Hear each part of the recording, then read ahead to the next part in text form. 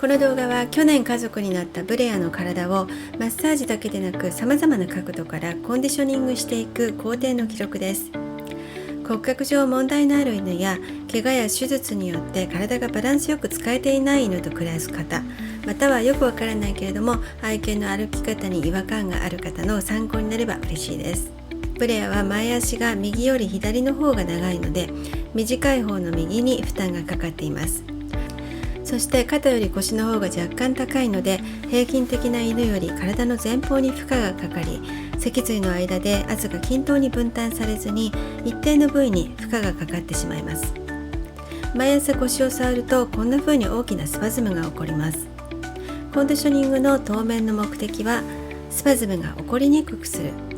疲弊しているところを緩めて使えていないところを鍛える、この2つです。今回は4本の足にバランスよく体重を乗せて立つという基本になるべく近づけるためのツールを用意して、姿勢と体幹に関する調整をしていきたいと思います。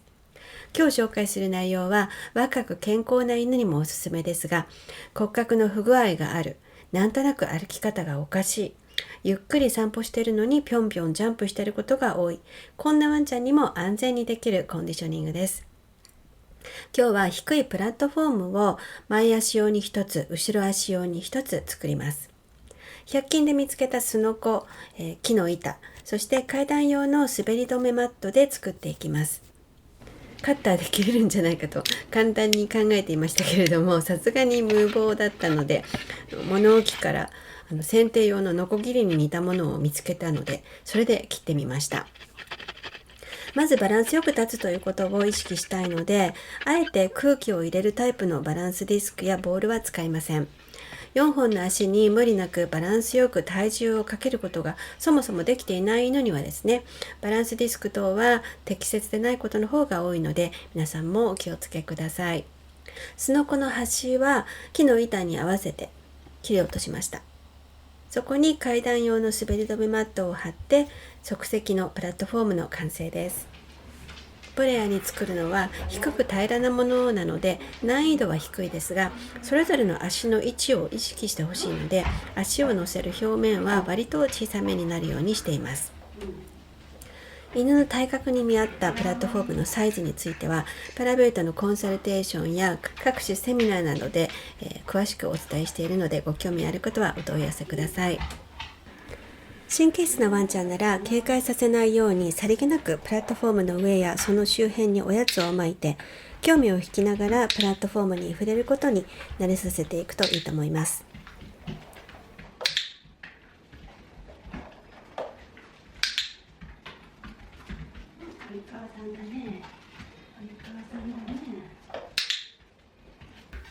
慣れたところで前足と後ろ足をプラットフォームの上に乗せるようにおやつを使って誘導します。それぞれのプラットフォームにバランスよく乗れるようになる、ここまでが第一段階です。簡単そうですが、4本の足を意図するところに乗せてバランスよく立つというのは意外に難しいことなんですね。ブレアはかなり苦戦していますね。前足の長さが違うので体が使いにくいことは確かなので、かわいそうではありますけれども、興奮しやすいせいもあってなかなか集中できないでいます。皆さんのワンちゃんがそれぞれの足を乗せることができた時にはですね、この2点を確認してください。1つ目、左右の前足、後ろ足にバランスよく体重が乗っているか。それどうやってわかるのっていう方はですね、体重が乗っていない足っていうのはプラットフォームについている面が小さいので、足が小さく見えるので、それをちょっとチェックしてみてください。そして2つ目、骨盤が左右同じくらいの高さか、どちらかが高くなっていないか、これを確認してください。犬の学習速度っていうのにもですね、個体差があるので、ここまでを数日かけてできるようになるのか、数週間かけてできるようになるのか、中にはですね1回でできる犬もいると思います。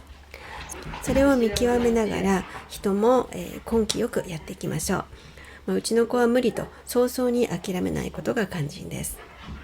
ブレアの場合は難易度を下げるためにプラットフォームを一つだけにしてみたりしたんですけれども、結局プラットフォームの間に市販のプラットフォームを足して、その上にまず4本の足全部を乗せてみようというところから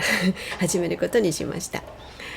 簡単すぎるように見えるかもしれませんけれども、硬いプラットフォームと伸縮性のあるプラットフォームと両方なので、結構な刺激にはなっていると思います。ここをちょっと見てくださいね。ほぼ乗れていますが、左足がちょっと残念ですよね。こうして見ると後ろ左足への意識も筋力も弱いことがよくわかります。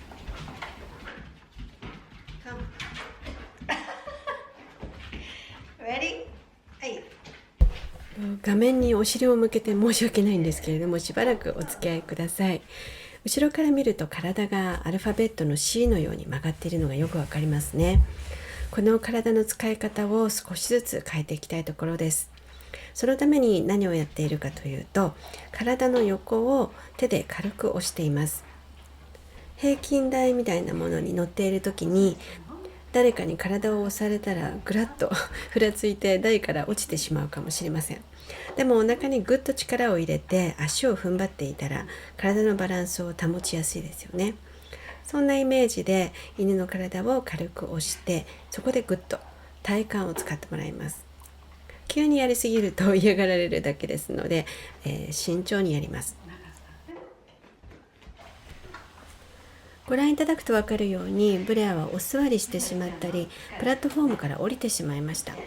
押された時に体幹を使う習慣がないこと、腰痛があることもあって、踏ん張って体勢を保てないようです。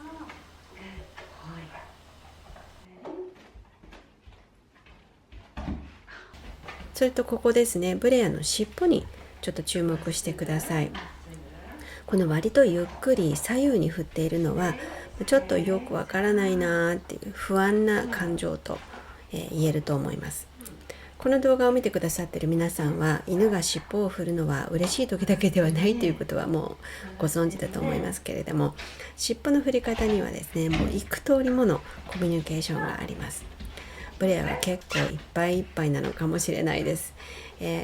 暑いですし、やりすぎないようにこの辺で終わらせたいと思います。じゃあ終わり。これで終わり。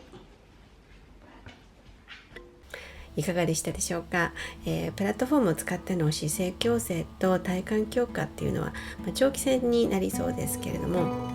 左後ろ足の弱さとか、膝関節の可動域の狭さなどが、今回浮き彫りになったので、次回は動きのあるゲームをしながら四肢強化のトレーニングをしていこうと思います。ここまでご覧くださった皆様ありがとうございました。ではまた次回の動画でお会いしましょう。さよなら。